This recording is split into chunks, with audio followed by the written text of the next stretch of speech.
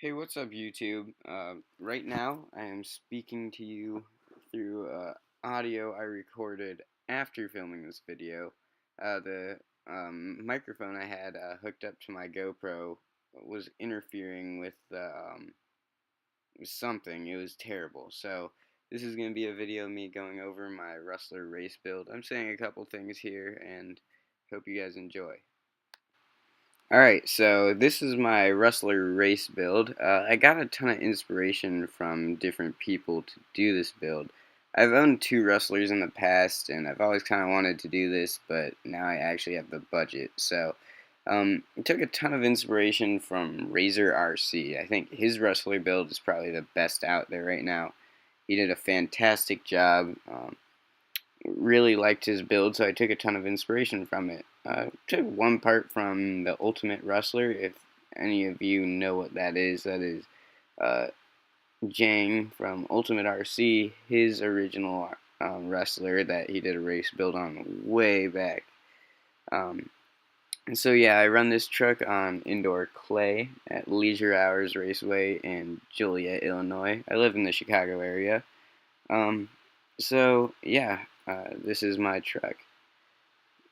So this is a J Concepts body. It's the Ford F-150. I painted up white with clear windows, Jason Snyder style. The stickers and decals that came with the body didn't really fit, so I had to make my own window masks, which was kind of disappointing. Um, and the body didn't turn out great, but it's alright. I like it way better than the stock body, which I really dislike. Now I'm gonna take off the body and show you guys what's underneath. There you go. There's the body. Jason Snyder's White Lightning. Spire got some decals on there, but I wanted to keep it plain. So yeah, put that down. So here is the truck. I spent a long time kind of thinking about what I was going to do and how I was going to do this, and I finally got to attacking it. So, the first thing that really stands out are the TLR shocks. So, these shocks are actually from the TLR 22 SCT 3.0. They're super smooth, machined internals, amazing. They're actually tunable and rebuildable, unlike the stock shocks. And I have those hooked up to this SRT fiberglass shock tower with ANZA shock mounts. And the setup I'm running for my smooth indoor clay track with a lot of big jumps, I have 2-hole by 1.6 pistons all the way around. 42.5 weight oil in the front, 37.5 in the rear. It's really smooth. It's kind of stiff for any other track that's not super smooth, but the Rustler is a heavy truck. And I have low C, low frequency silver springs up front and pink in the rear. So let's see what else. I'm still pointing out the shocks. They have 3.5mm carbon nitride coated shafts, which are super nice. Really strong, really smooth. I have this Jammin carbon fiber hinge pin brace up front, and I tucked in the front bumper, and I got this idea from Razor RC in his race Rustler build. You can see kind of the original holes. I drilled new ones and then screwed the bumper back in. So yeah, and then I already said this, but I have the fiberglass shock tower from the Traxxas SRT. And I wanted the ANZA carbon fiber one, but ANZA kind of fell off the face of the earth. I have no idea where that company went. But here's the fiberglass shock tower. The shock tower, as well as the front hinge pin brace, I sealed with CA glue. Got that idea from the RC network. It's a great idea. Really kind of keeps the edges together. Help your carbon or fiberglass or whatever last a long time. ANZA shock mounts for front shocks. Those are absolutely necessary to get the 12mm shocks to clear the shafts. I have Proline caster blocks and spindles or steering blocks, and those are held together with Lunsford titanium hinge pins and king pins. They do use E-clips, but it's necessary because I would have the top of the caster block pop off the pin. So even though these do have E-clips, they are captured, so that won't happen anymore. They're also lighter, and Lunsford's a great company, so they should, hopefully they're stronger. We'll see. I bent a couple hinge pins track first time running this truck. So inside the steering, I have Proline's Pro Steering Kit, or whatever it's called. I do not really recommend that product. It is expensive for what it is at $30. The plastic it's made out of is really flexible. It does come with bearings, but it's way too flexible, and the steering washes out way, way too much. Even with the servo saver tightened all the way down. For a servo, you really cannot see it at all because the lighting on a GoPro is terrible, but that's a Savox 1256 TG. The reason why it's not 1258 is because my hobby shop didn't have it and I couldn't find it anywhere around me. I have a Protec aluminum servo horn hooked up to the servo. It's a little bit taller, so I had to Dremel out a little bit of that upper plate. And then it gave me more throw, so I had to turn down the dual rate on my radio, so I wasn't burning out the servo. But that's also the black edition servo, so that's probably why you can't see it. I think it looks super cool. All four corners I have jammin' aluminum hexes. I always run aluminum hexes to keep my wheels from stripping out as easily, and I think they look really good, so definitely a nice product. So kind of moving further back a little bit, I am running a Futaba receiver. Hopefully I show you guys it correctly. I'm showing you the servo right now. I'm sorry, I'm recording this afterwards. Filming the video because the mic was all messed up and I'm rambling on. So I'm just pointing to the servo and stuff. But yeah, I have a Futaba receiver. I think it's the R203GF. It's the one that came with the 3PV, which is the radio I run in this truck. It's a fairly inexpensive radio, but it really gets the job done. Huge improvement over stock. Gives you a ton of adjustability. Ergonomics are way better.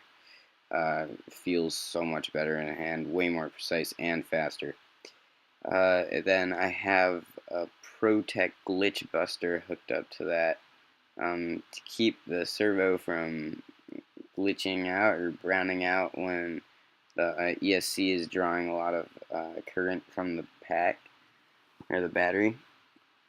And here's another thing I stole from Razor RC is the center battery strap.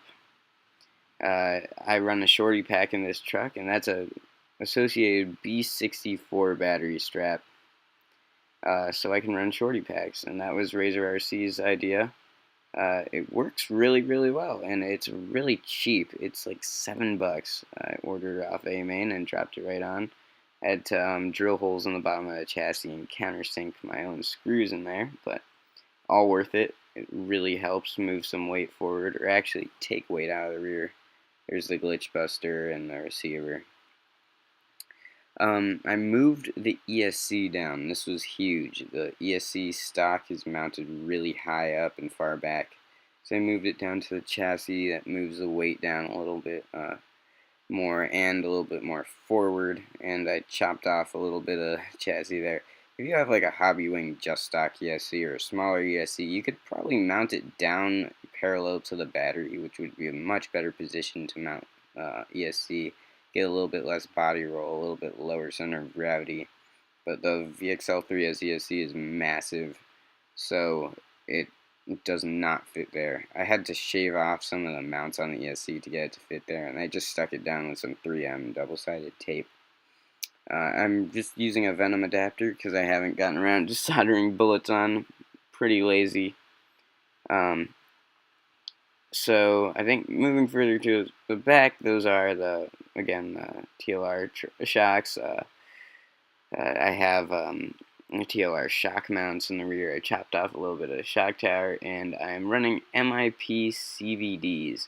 These were a little tricky to get on there with the hub carriers I'm running. Those are Nitro Fortec hub carriers. Kind of weird, but I got that idea from the Ultimate Rustler, and they give me 1.5 degrees of towing. They're kind of weak though, and they were really a pain to figure out how I was gonna get them in without crushing the bearings and or keeping the out the drive shaft bone inside the drive cup when the suspension was fully extended. But that's pretty much it. There are a couple upgrades in the future. Here's that Futaba 3PV I was talking about. It doesn't quite look as nice on camera as it does in person, but for $130, it really is a pretty good radio.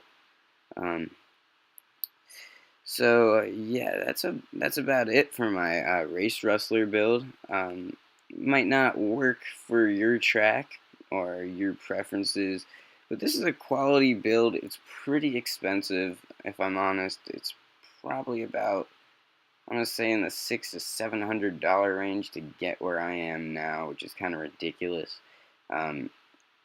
Especially because I don't have like super quality electronics. I have a stock sensorless motor system, and yeah, these are the tires I run, by the way. These are J-Concepts Dirt Webs and Gold Compound. The wheels are original Traxxas Rustler wheels. You can go the way Razor RC did and shorten your rear A-arms by just getting the slash A-arm, two-wheel drive A-arms, then run T5M wheels, but you're gonna have to shave some stuff down to clearance, to clear the wheels, and I didn't feel like doing that. These wheels are super cheap. They're like $3 a pair, and they're pretty brittle. So I mean, I really am kind of on a budget, so I didn't want to spend that much.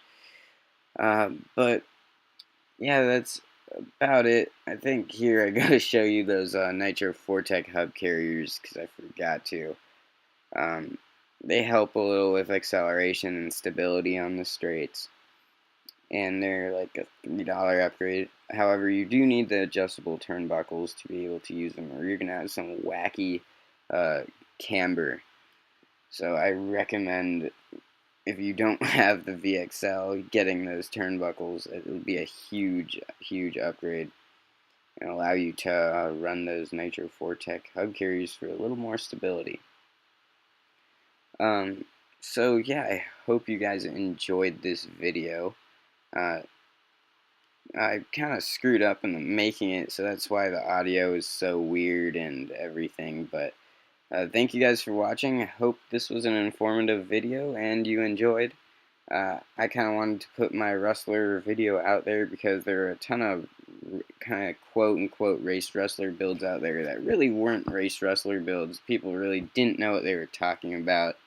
And that's not really the case for everybody, but for most of the videos you see out there, it is. So I just wanted to put an informative video out there showing you my build and what I did to kind of get my truck up to performing a little bit better at the racetrack. It's not going to be competing with like T5, or not T5, T6.1s or TLR 22 T4.0s, but it's a start, and I'm going to use this to kind of get better at driving on the track. So yeah, once again, thank you guys for watching. If you have any questions, leave them in the comment section down below, and I'll see you guys next time.